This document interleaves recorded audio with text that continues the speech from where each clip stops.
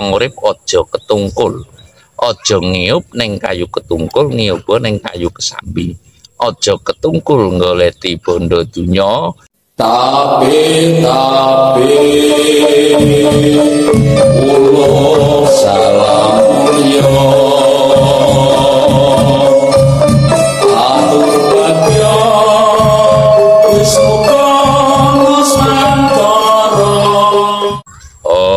Wilahing Jatinugoni Ajata Jatilur Nusantara tapi uluk salam mulia. Saya berteduh di pohon gelugu atau pohon kelapa. Kalau bahasa Jawanya itu gelugu, yang semoga saya akan berupaya witeng klopo atau mohon kelapa berupaya saklugune.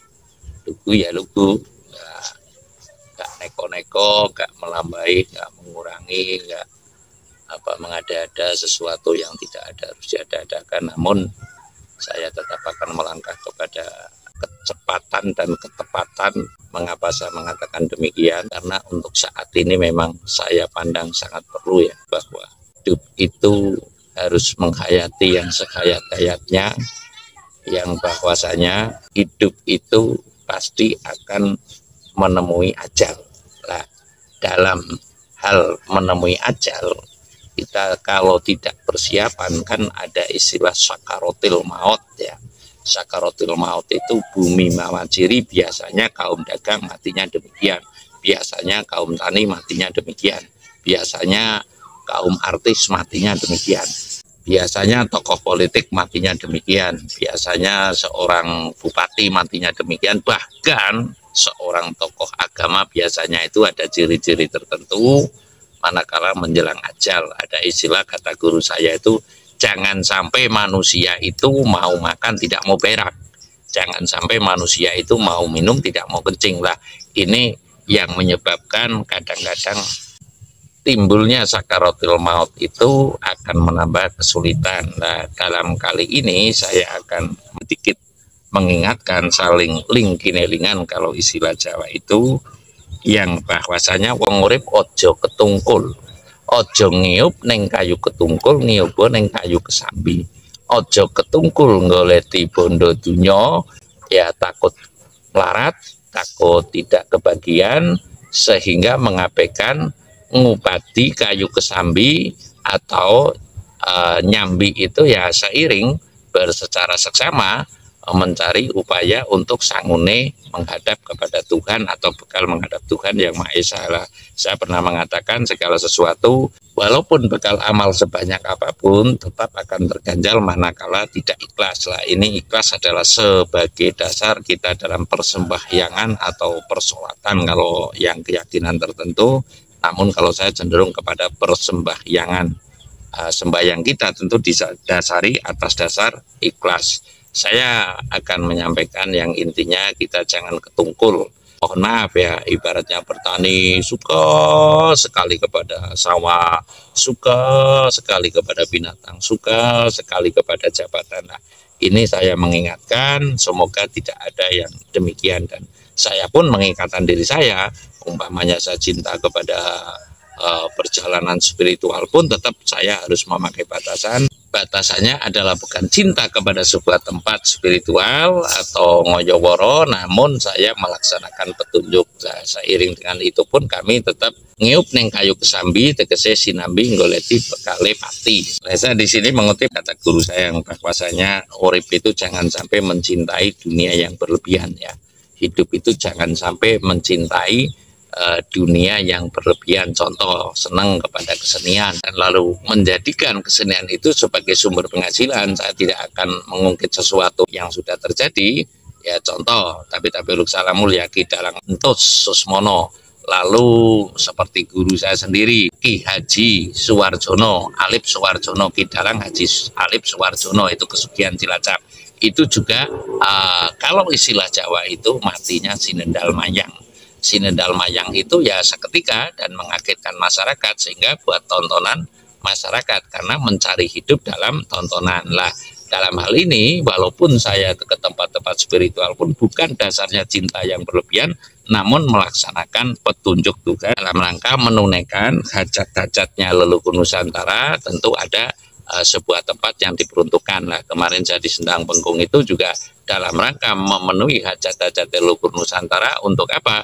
Untuk menurunkan keilhaman yang semestinya mengerucut kepada seseorang, siapa orang yang bisa memberikan solusi di bumi Nusantara yang sedang demikian. Lah yang saya maksud jangan ngiyup nang kayu ketungkul itu jangan sampai melampaui batas dalam mencintai tempat. Lah saya kemarin ada sebuah kejadian yang menimpa saya, bahwa seolah-olah beberapa orang atau oknum itu sangat mencintai buminya, konon 500 sekian hektar diserahkan kepadanya untuk dikelola, baru digunakan 41 hektar, dan sehingga mungkin ada rasa kekhawatiran, ada dugaan yang saya maksud, kalau saya akan menguasai tempat itu, amit-amit kalau boleh saya mengatakan, ya saya itu untuk memiliki sertifikat saja itu takut. Karena apa? Bumi itu tidak ada yang bisa membuat. Kenapa saya mengakui lah ini adalah hal yang patut disimak, namun tidak harus dipercaya juga. Namun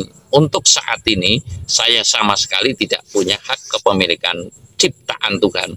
Artinya saya tahu batas tertentu karena saya takut di kelak kemudian hari nama masih saya, sedangkan nanti ditagih pajak dan sebagainya. Ini contoh. Lah dalam hal ini saya akan menyampaikan bumi mawaciri itu biasanya ciri-ciri orang mencintai tempat yang berlebihan atau bahkan mengkapling-kapling tempat itu. Saya mengingatkan tidaklah siapapun ya, terutama kemarin oknum atau pihak yang telah menyingkirkan saya dari tempat tertentu di mana saya sedang lelaku, janganlah tersinggung. Namun saya akan tetap menyampaikan bahwasanya sopo menungsane kan tresnani marang samu barang opo wae ngluwih tresnane marang Gusti kang murbing dumadi, niscaya di hari akhirnya akan menemui kecintaannya itu. Contoh, orang suka sekali dengan sawah, niscaya sukmanya akan di sawah itu, akan di ladang itu. Orang mencintai sekali kesenian, niscaya sampai di alam sana juga masih diperuntukkan untuk mengelola kesenian. Umpamanya dalang ya di sana masih dalang teruslah. Ini saya mengingatkan, kata guru saya adalah demikianlah. Lalu umpamanya mencintai tempat wisata yang berlebihan untuk dikelola, biasanya sukmane umpamanya mengelola Pinusari, umpamanya sukmane kelak ya di sana. Namun ini kata guru saya menyampaikan bahwa mengelola Pinusari kelak sukmanya ya di Pinusari itu. Umpamanya mengelola Batu Raden, umpamanya ya di Batu Raden itu kan tempat wisata. Mengapa pasalnya demikian? Karena bumi nggak ada yang bisa bikin, dikapling-kapling ya. Lalu siapa yang menginjak harus bayar. Lah ini diantaranya hal yang menyimpang dari hukum kasunyatan yang urip ya. Hukum nyata, artinya hukum kasunyatan itu gak bisa dibantah dengan kata-kata wani-wani ini kamu ya membuat tarif untuk menginjak bumi. Ini rasio artinya hukum batin ini adalah hukum rasional lah. Artinya saya mengatakan janganlah mencintai tempat yang berlebihan. Mengapa saya mengatakan oknum yang demikian itu sangat mencintai? Karena yang mendengarkan kata-kata mereka ya, terutama satu oknum itu saya dan Mas Anang ya, Mas Anang ya, sehingga dia seolah-olah mencintai sekali. Saya diberi 500 sekian hektar, baru dikelola 41 hektar, dan itu Bengkung masuk wilayah pengelolaan saya. Maka itu yang membuat tempat peristirahatan di Sendang Bengkung juga saya, dan itu tidak diperuntukkan untuk bermalam-malam gitu dan sebagainya dan sebagainya. Lah saya mengingatkan, mohon maaf semaaf-maafnya kepada oknum ya. Artinya ini sebuah itu koyo ngopo nelangsane panjenengan ingsun, kalau istilah kuno koyo ngopo nelangsane saya sekadang, padahal dan demi Tuhanku saya di situ terbatas hanya 6 bulan, baru 3 bulan sudah tertundung ibaratnya ya. Kalau istilah wayang ya mungkin petuk tundung ini ya nggak masalah. Namun saya meyakini bahwasanya wong urip iku ngunduh weng pakarti, wong urip iku hanya sesaat untuk mampir ngombe, janganlah demikian. Jadi saya mengingatkan, ojo podo ngiyup neng kayu ketungkul, ngiyup neng kayu kesambi. Kelak kamu akan menemui yang lebih dari saya. Orang mengusir orang biasanya di hari tuanya itu terlunta-lunta. Saya punya rekan ya, saya punya rekanan saya, atau kalau istilah pengacara itu klien saya itu namanya Ibu Muji. Ibu Muji ketika dia tuanya dia nggak menyangka dia seorang adik jenderal, orang Cilacap ya, Jenderal Sukanto kalau nggak keliru dia punya heloran, dia kaya raya, lalu di hari tuanya dia kena penyakit gula, suaminya mati dulu dan lalu kesulitan. Dan saya cuma bertanya, apakah dulu ibu itu pernah mengusir orang dengan kata kasarnya begitu, mengusir orang? Lalu dia menjawab, iya saya memang pernah mengusir pembantu saya karena sudah menempat di tempat saya, dan tapi dia ada kekeliruan dan saya usirlah. Inilah diantara hukum batin yang tidak bisa dibantah dengan kata-kata. Akhirnya rumah itu disita bank dan sebagainya, dia itu keleleran. Dan jangan dianggap ibarat oknum yang kemarin melakukan tindakan ke saya itu akan berjaya selamanya gitu. Nggak mungkin. Saya yakin akan ngunduh wayang Pak Kartila. Berikut nelangsane saya dalam cara hengkang atau menyingkir dari Sendang Bengkung. Beberapa kali saya upload karena memang agar dia itu tahu bahwasanya tidak semua orang ke tempat-tempat spiritual itu untuk kepentingan pribadi ya.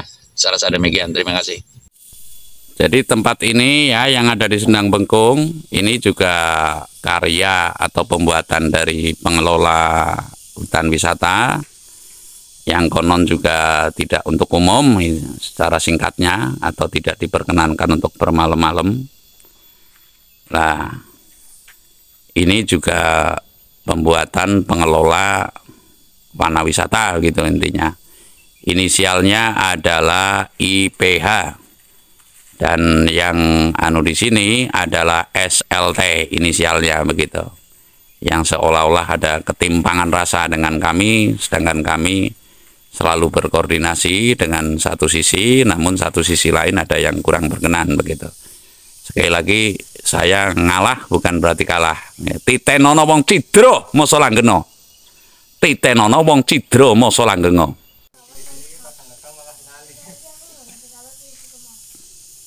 Nah ini pemboyongan ceret yang saya gunakan untuk nggodok wedang menyuguh para tamu-tamu. Untuk menemui tamu saja di sini katanya tidak boleh, begitu kan? Jadi ya jangan dibangun di pertapan dong, gitu kan? Pertapan di mana-mana untuk musafir ya mas? Iya, apalagi saya punya etiket pelayakan, dan kami modal besar, begitu loh. Nah, ini yang Bengkung saya lagi, yang Bengkung dalam atur kula pasrahaken hajat-hajatipun luhur dateng ing ganjel. Ngaten nggih? Makatan yang Bengkung dalam sampun nuhuni hajat-hajatipun nanging wonten ganjelan kula pasrahaken sumangga.